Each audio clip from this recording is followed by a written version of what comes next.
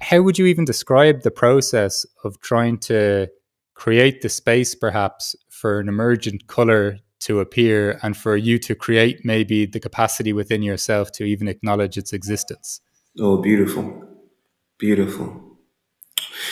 I have an entire conglomeration of theoretical assemblages that I think I'm co-curating to address this very same question. But it's interesting that I started out trying to do this even as a teenager, right? I wrote intending for it to become a novel.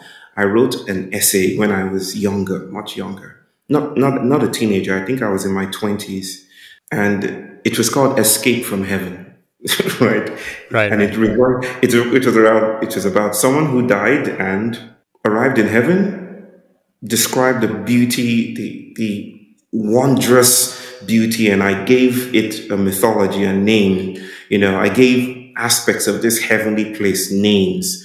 The angels had names, certain parts of the garden had names, and people had names, but everyone was always smiling. And then it quickly lost its charm, right? Because he found that there was this pressure to be positive, and behind the fixed smile on everyone's faces was this desire to be sad, and grief was not permitted here. So there was this rebellion in some aspects, in some quarters of heaven, where people, I shouldn't be giving the plot away because now I'm feeling the desire to complete this story.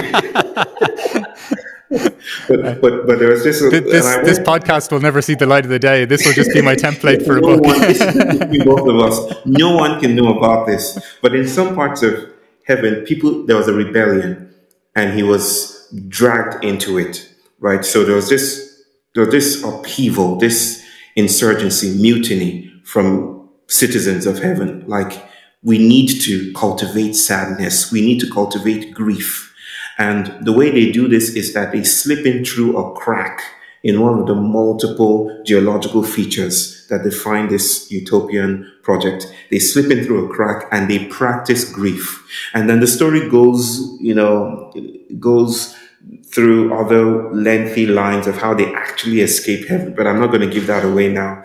But it seems I've always been maybe morbidly fascinated with cracks, right? Yeah. Places we can slip through, to be other than what surveillance, imperatives would have us be, right?